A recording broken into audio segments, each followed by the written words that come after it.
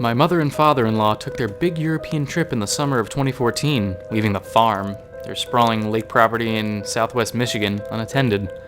My wife and sister-in-law took care of most of the chores while their parents were gone, taking turns feeding the animals, checking the mail, and taking care of a number of other chores.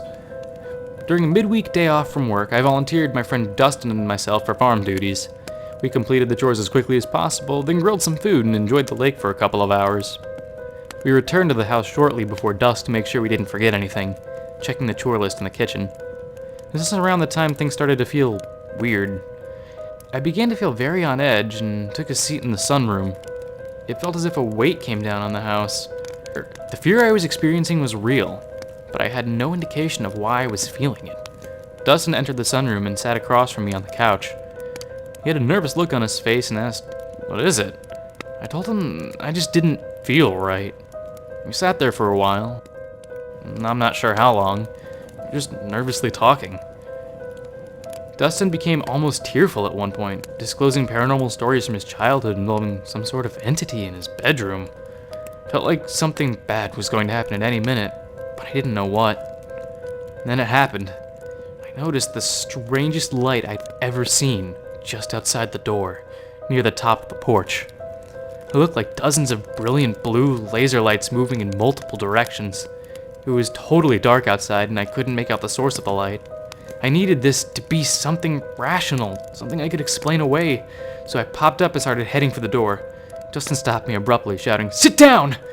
I complied with his request and took my seat. We sat there in the sunroom for a few more minutes talking and even joking about what just happened. The mood eventually lifted and we headed home. It wasn't until later that I fully understood the high strangeness of that light.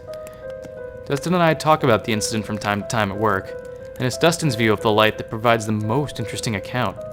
He was facing me, and his back was to the spinning laser lights. What he witnessed was a large blue box, which was perfectly formed with no light spilling over the edges, he explains. It had more lines or boxes moving inside the main box, and it moved from right to left, appearing to scan the wall and me. He states that it was the most brilliant blue, and it fully illuminated everything it touched. He told me later that he fully expected something ghostly, or maybe even alien, to enter the room after that light, hence his demand to sit down. Any input to this strange experience would be appreciated. Thanks.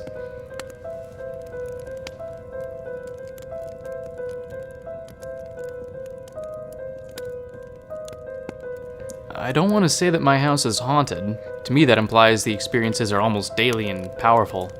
No, these are more low grade. The first episode happened probably about 8 months ago now, maybe longer. In my upstairs hallway, we had 2 stacks of floorboards, 2 in a pile, about 5 feet long, and quite heavy. I must stress these had been there for more than a year. My brother and I were in my room, which is just steps away from these boards, and my mom was downstairs. As we were watching TV or playing a game, we heard a huge crash. My mom comes up and we look in the hall, and all 4 packs of floorboards are thrown about the hallway. Now, these didn't just fall over, and it's hard to imagine that they did since they've been there for over a year or longer. This also didn't seem to be the case, as one of the packs was 5 or 6 feet from the rest near the end of the hallway. We were standing around kind of talking about what we were seeing when an equally huge bang happens downstairs. I'm not gonna lie, I felt a huge fear in the pit of my stomach. I led the way and went downstairs, but there's nothing that fell. We checked the basement and there was nothing there either. Whatever made the huge crashing sound left no trace. It felt like it was literally just below us, but it almost felt like an echo of the first bang, if that makes any sense. It was pretty scary. I've since rearranged the floorboards into one pile against the wall, and nothing further has happened. Alright, now fast forward a few months, and I'm in my bed sleeping. I snap awake. Not sure why, but I sat straight up in my bed, and there was a shadowy figure at the end of my bed. It had its arm up in the air and looked like it was holding a knife or a hammer. I screamed. Yes, I'm a man, and I'm telling you for the second time that I screamed. The fear was immense. When I screamed, I closed my eyes. Within seconds, I can hear my mom running up the stairs to see what's going on. I opened my eyes to try and warn her, like that'd help, but the figure was already gone. A couple weeks later, I was in my bed again, and it's probably around 1 a.m. I'm laying there thinking about my father, who just passed away a few years ago, when I feel the end of my bed sink down, like someone was sitting there. My heart jumps in my throat, and I feel the fear, and I look down expecting to see something, but there wasn't anything. Then a minute later, I hear my mom yell. She just experienced a weight go down on the side of her bed, too. It's really freaky how almost the exact same time we both felt the weight go down on our beds. I don't think it was my father, because there was no comfort in either of our rooms.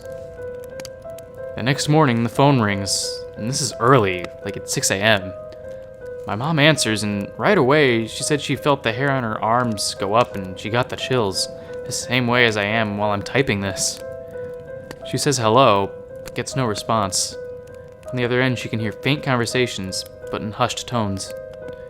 She says hello a couple more times, and then she hears the scariest thing she ever heard. A little girl giggles and says, "Hello." Mom hung up the phone and looked at the caller information from the call. Unknown is what it said. Now, this might not seem scary to you, but Mom says just the way she laughed, the way her voice sounded, wasn't natural. It sent chills through her. A few months later, I'm lying in bed trying to have a nap and quite overtired. I doze off, but I wake up feeling the inside of my bed pushing up in my back. The bed itself wasn't moving, just the inside of my mattress. I can feel it moving up into my lower back, over and over. It takes me a minute to process what's really going on. Then I get annoyed and I say, "Stop it! I'm trying to sleep!" The poking slowly subsides and I fall back to sleep without further incident. Now we're up to just a couple weeks ago. I was in my bed sleeping again. I woke up to the same damn shadow figure, back at the end of my bed. This time it lunged right at me, right through me, and I guess out the wall behind me since my head was up against the wall. Of course I screamed, and I covered my face and screamed, "No!" I felt the chills that passed through me. It happened so fast. Within 5 seconds, it was over. I was shaking. Then I got angry and I said, "Come on, do it again! You only do it when I'm sleeping. You're a coward! I'm not afraid!" Now, in hindsight, that's not the smartest decision I made, taunting the ghost. But I was just so damn angry. I don't want to feel fear when I lay my head down to rest. Nothing has happened since, and maybe nothing will. That's why I'm leery of claiming my house is haunted. I bought a voice recorder after the floorboard incident, but received 0 EVPs. It disappoints me, but it's probably a good thing. Our house was built in the 70s, probably, and only had like 1 or 2 families live here before us in the late 80s. To my knowledge, there's been no deaths, but about 200 meters down the road is a local graveyard. It's not a big graveyard, maybe a total of 100 graves at most, and yes, my father is there. A lot of them are older tombstones. Anyway, feel free to respond if you have any ideas on what it is or if you've had similar experiences.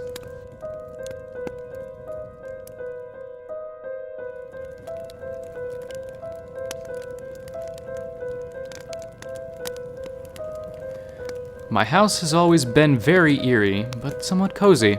It's had phases. This incident in particular occurred in 2012 when I was around 19. I'd come home from a late night with my friends and I was very sober because I was driving that night. And I don't really drink much anyway. Next door to us lived a very, let's say, unusual woman who was a full believer of spiritual happenings and whatnot.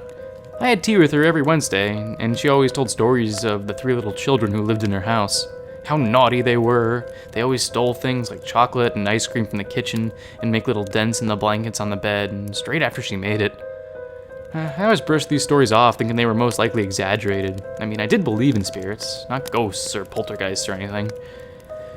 The lights were on next door, which wasn't unusual for Donna, as she was a flight attendant and was always moving about. I walked up our driveway that we shared and made my way through the back door. Now, our back door is connected to a laundry, which was obviously made to extend to an outside toilet to make it an inside one. This laundry was actually pretty scary. Unbelievably scary. I usually ran through it whenever I made late-night expeditions like this one, or even during going to the toilet. I felt like I was being watched. The air was always heavy and cold, but this was only at night, never during the day. My hallway was the same. I dashed through the laundry and closed the door. Just as I did so, I heard a high-pitched wail from next door. It was full of horror and agony. I was so frightened I immediately turned on all the lights and called the police. What had happened is that Donna had tripped on a rug and broke her tailbone. This baffled me greatly. How could someone shatter their tailbone just by slipping on a rug? But nonetheless, I went to her house on the Wednesday after. I sat down in one of her overstuffed armchairs and gulped some tea. She came in with some more and sat down, wincing slightly.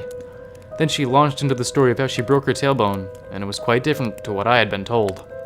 What happened is that she was awoken at 3 a.m. by the little children who were rummaging in the pantry for food.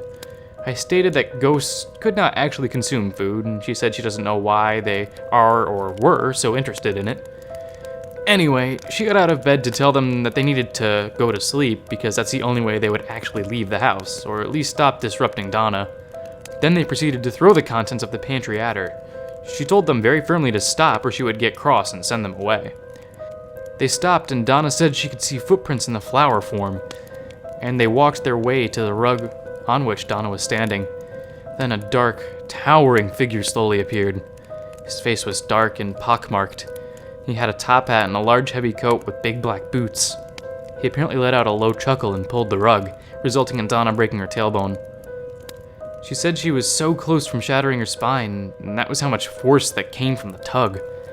She then finished by saying, I felt him in your house, Sarah. In the back part of the house. I think he has unfinished business with the kids or something. He's bad news. I went home, feeling very uneasy about everything.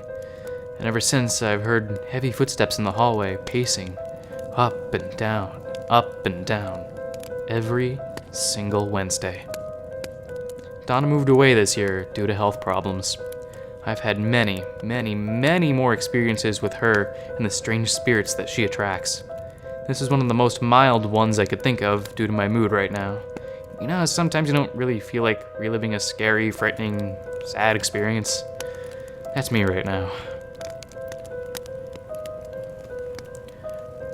What's up, guys? Thank you for listening to my first video. I've always wanted to try out narration. I love pretending to do voices. I love being certain characters. And in school, I was always told that I read well, so I thought this was a good fit for me. I will be doing these videos from time to time, not sure how often, but you can expect one video from me every so often, maybe once a week, hopefully. And let me know if you liked my reading of these stories. Thanks, guys.